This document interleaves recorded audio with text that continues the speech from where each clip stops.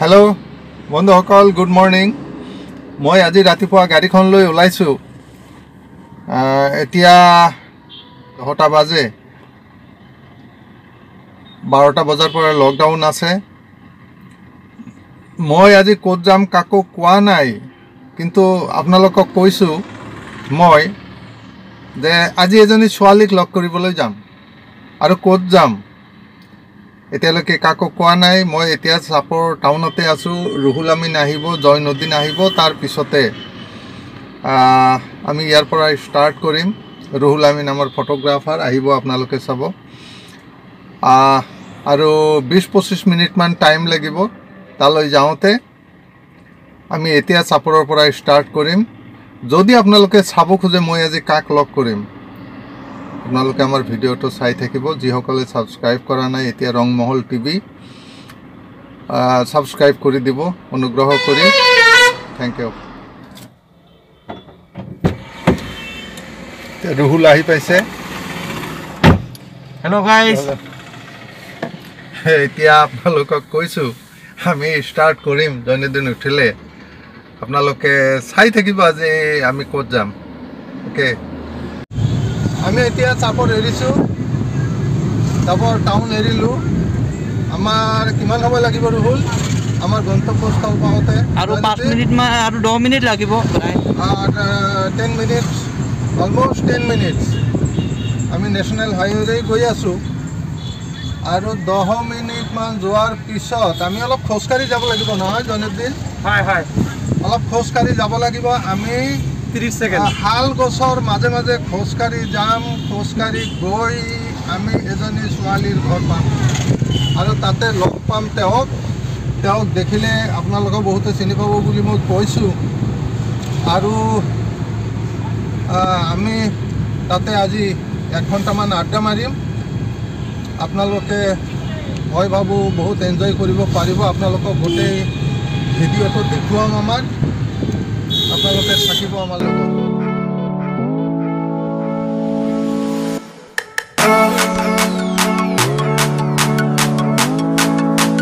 আমি এতিয়া সৰ্পমাৰী পাহাৰ পাইছোঁ। সৰ্পমাৰী পাহাৰৰ মাজেদি এইটো পকী ৰাস্তা, 31 নেশ্যনেল হাইৱে।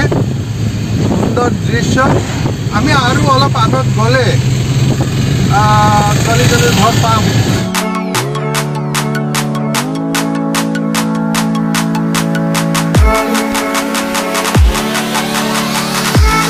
আমি এতিয়া শাল বাগানৰ মাজত সোমাইছোঁ। এইটো সৰ্পমাৰী ফৰেষ্ট। গৈ আছোঁ, ৰাস্তাটো ভাল নহয়, গাড়ী চলাচল সাধাৰণতে নকৰে।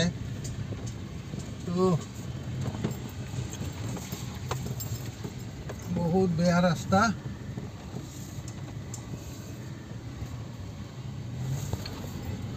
সন্মুখত আছে ট্ৰেইন লাইন। আমি গাড়ীখন ইয়াতে এৰি থৈ যাব লাগিব।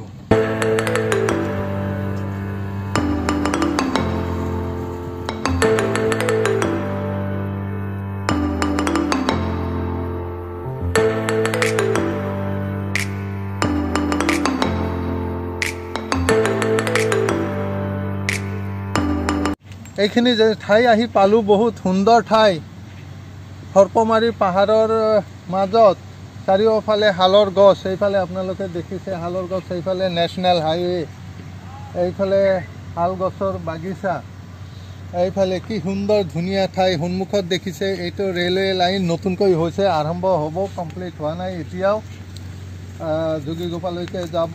আৰু আপোনালোকে দেখিছে সেই যে কেইটামান টিলাত যে কেইটামান ঘৰ আছে, তাতেই আছে সেই ছোৱালীজনীৰ ঘৰ। আমি তাতে যাম, আহক আমাৰ লগত।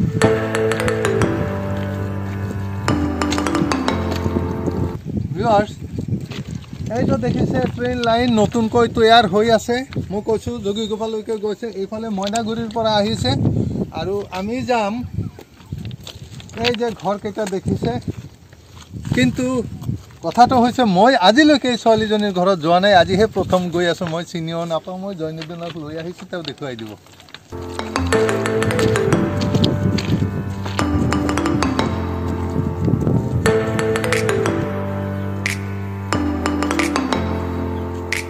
ৰুকসানা ৰূপসানা ঘৰত আছা ভালে আছা ভাল ভাল ভাল আহিলোঁ তোমাৰ ঘৰত চাবৰ কাৰণে চিনি পাইছোঁ আৰু এই জয়নুদ্দিনক লৈ আহিছোঁ সেইকাৰণে জয়নুদ্দিনে চিনাকি তোমাৰ দেউতা আছে মাতি দিয়া ভাল ভাল ভাল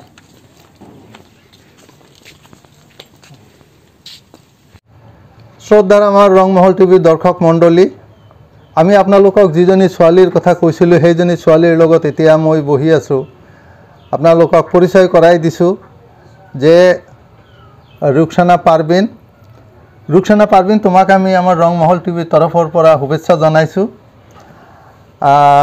তোমাৰ কেইটামান গান আমাৰ ৰংমহল টিভিতো প্ৰচাৰ হৈছে আমাৰ ভিউৱাৰসকলে দেখিছে আৰু ভিউৱাৰসকলে যিসকলে ৰুকসানা আৰু পাৰভিনৰ গান দেখিছে তেওঁলোকে নিশ্চয় চিনি পাইছে এইজনী ৰুকসানা পাৰভিন আৰু সৌভাগ্য যে আমাৰ ৰংমহল টিভি চেনেলত আটাইতকৈ হাইয়েষ্ট ভিউ হৈছে ৰুকসানা পাৰভিনৰ গান গতিকে আমি তেওঁৰ ঘৰত আজি আহিছোঁ তেওঁৰ এটা ইণ্টাৰভিউ ল'বৰ কাৰণে আমি এতিয়া তেওঁৰ পৰা কিছু তেওঁৰ ব্যক্তিগত জীৱনৰ কথা শুনিম তেওঁৰ ব্যক্তিগত কথাবোৰ আপোনালোকক জনাবলৈ বিচাৰিছোঁ মই ৰুকসানা পাৰভিনক সুধিব খুজিছোঁ তুমি অসমৰ বিভিন্ন ঠাইত প্ৰায় গোটেই অসমৰ মঞ্চত তুমি বহুত গান গাইছা আমি দেখিছোঁ আমি আব্দুল জব্বাৰ ষ্টুডিঅ' বা বেলেগ চেনেলতো দেখিছোঁ বহুত ভিউ হৈছে আমাৰ চেনেলতো তুমি বেছ কেইটামান গান গাইছা তো মই সুধিব খুজিছোঁ তুমি এইবাৰ কোন ক্লাছত পঢ়ি আছা মই ক্লাছ 9ত পঢ়ি আছোঁ ক্লাছ 9ত ক্লাছ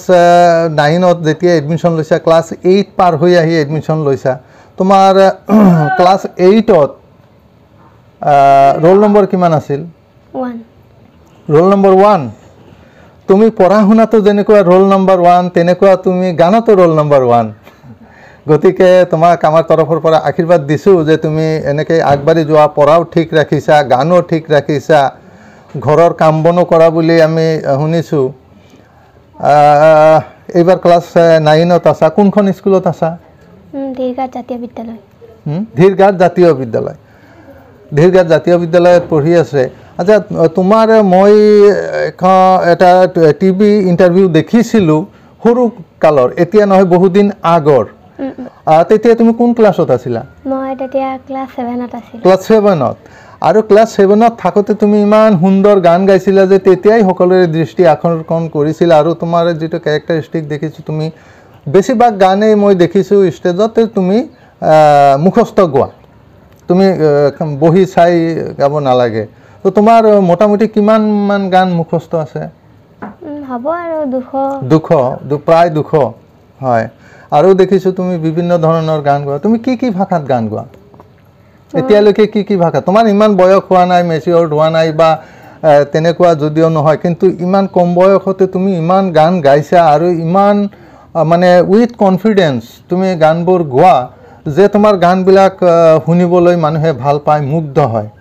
সেইটোৱে কাৰণ তুমি মুখস্থ গোৱা তুমি কি গান কি ভাষাত এতিয়ালৈকে গান গাইছা গোৱালপাৰীয়া আৰু বাংলা হিন্দী অসমীয়া ভোজপুৰী ষ্টেজতে গাওঁ আৰু আদিবাসী গানো গাইছা ভাল কথা তোমাৰ এই যে গান গোৱা গানবিলাক মুখস্থ কৰিব লাগে বা গানবিলাক হেন্সৰ লগত মিলাব লাগে প্ৰেক্টিছ কৰিব লাগে কেতিয়াবা ষ্টুডিঅ'ত যাব লাগে ৰেকৰ্ডিং কৰিব লাগে তোমাৰ সময়ৰ প্ৰয়োজন হয় এই সময়খিনি তুমি কেনেকৈ মেনেজ কৰা আৰু পঢ়াটো কেনেকৈ মেনেজ কৰা দুয়োটা একেলগে কাৰণ মই ভিউৱাৰসকলক আগতেও কৈছোঁ যে তেওঁৰ ৰোল নম্বৰ 1 আছিল 7তো 1 আছিল 8তো 1 আছিল এইবাৰ পাছ কৰি নতুন স্কুলত ভৰ্তি হৈছে এইবাৰ ৰোল নম্বৰটো ইম্পৰ্টেণ্ট কথা নহয় তুমি ইমান বিজি থাকি তাৰ মাজতে লেখা পঢ়া ইমান আগবাঢ়ি গৈছা কেনেকৈ মই যদি কেতিয়াবা বা ৰাতিখিনি কিবা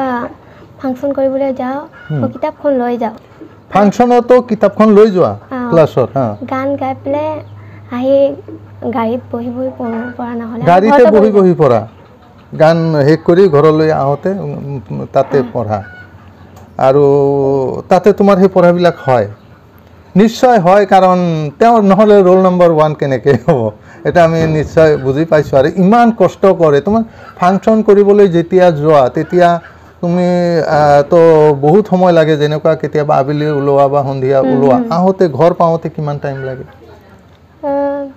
একেবাৰে আজানটো দি দিয়ে আজান দি দিয়ে ৰাতিপুৱাই যায় কেতিয়াবা পৰীক্ষাৰ মাজতো বা পৰীক্ষাৰ আগে পাছে তেনেকুৱা প্ৰগ্ৰাম থাকে নেকি থাকে পৰীক্ষাৰ মাজতো যাওঁ পৰীক্ষাৰ মাজতো যোৱা তো পৰীক্ষাৰ মাজত তুমি পৰীক্ষাৰ পঢ়াখিনি কেনেকৈ মেনেজ কৰা আগতে এটা পৰীক্ষা দি আহি পেলাই ঘৰত পঢ়ো অলপ আৰু অলপখিনি থাকে তাৰপিছত তাত ফাংচনত গান গাই পেলাই গাড়ীত বহি বহি পঢ়ো গাড়ীত বহিয়ে পঢ়ি সেইটো মেকআপ কৰি দিয়া টোপনি নাহো আৰু ৰাতি গোটেই ৰাতিত আৰু টোপনি নাহা চিধাই লেখাপঢ়া কৰি চিধাই পৰীক্ষা দিবলৈ যোৱা তুমি ইমান কষ্ট কৰিছা আৰু তোমাৰ ঘৰত কোন কোন আছে মাক দেউতাক আৰু আমি 4জন ভনী মা দেউতা 4জন ভনী ঘৰত বেছ যিবিলাক কাম কাজ থাকে তোমাৰ ঘৰুৱা কামবিলাক তোমাৰ মায়ে কৰে তো তোমাৰ মাৰ লগত তুমি ঘৰুৱা কাম বনত সহায় কৰা নাই নকৰা কৰোঁ ঘৰৰ কামতো কৰা কেতিয়াবা তোমাৰ মাৰ বেমাৰ আজাৰ হ'লে ৰন্ধা বঢ়া কোনে কৰে মায়ে কৰোঁ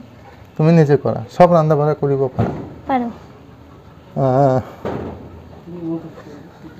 কি কম ভিউৱাৰসকল ক্লাছ 8 পাছ কৰিছে ছোৱালীজনী এই ছোৱালীজনী নিজৰ লেখাপঢ়া ঠিক ৰাখিছে ৰোল নম্বৰ 1 ষ্টেজে ষ্টেজে গান গাইছে নিজৰ পঢ়াৰ খৰচ নিজে উলিয়াইছে আৰু ঘৰত মাকক ঘৰুৱা কামত সহায় কৰিছে মা দেউতাকক সহায় কৰিছে তুমি ঘৰৰ ডাঙৰ ছোৱালী যেহেতু তোমাৰ মা দেউতাৰ ল'ৰা নাই গতিকে তোমাৰ ওপৰত বহুত দায়িত্ব থাকে মেনেজ কৰিব পাৰিছা ঠিক আছে আমাৰ ভিউৱাৰসকলৰ পৰা বহুতে আশা কৰি থাকিব পাৰে যে তোমাৰ দুই এটা গান শুনিব মানে বহুতে তোমাৰ হয়তো গান এতিয়ালৈকে পৰিচিত হোৱা নাই তোমাৰ লগত সেইকাৰণে তোমাৰ পৰা আমি যদি কোনো এটা গানৰ তোমাৰ পছন্দনীয় কোনো এটা গানৰ অলপ কেইটামান লাইন কৈ দিব পাৰা আমাৰ ভিউৱাৰসকলে ভাল পাব ঠিক আছে কি গান গাবা এটি অসমীয়া গীত গাইছো অসমীয়া গীত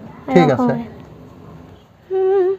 তোৰ বাবে মই আহিছো লাই মোৰ দেশৰ মাটিৰ গান গাবলৈ সদায় তোৰ বাবে মই আহিছো লাই মোৰ দেশৰ মাটিৰ গান গাবলৈ সদায় ভাৰতৰে পূৰ্ব দিশৰ সোণালী অসম গৌৰৱে চিঞৰো মই জয় আই অসম জয় আই অসম জয় আই অসম জয় আই অসম ধন্যবাদ বহুত সুন্দৰ লাগিছে বহুত মধুৰ গান গাইছে অসমীয়াতে তুমি ইয়াতে গোৱালপাৰীয়া গান বহুত পপুলাৰ আমাৰ এইফালে ধুবুৰী ডিষ্ট্ৰিক্ট গোৱালপাৰা ডিষ্ট্ৰিক্ট বঙাইগাঁও বাক্সা এইফালে কোকৰাঝাৰ গোৱালপাৰীয়া গানটো তুমি বহুত গোৱা ষ্টেজত আমাক এটা গোৱালপাৰীয়া গানৰ অলপ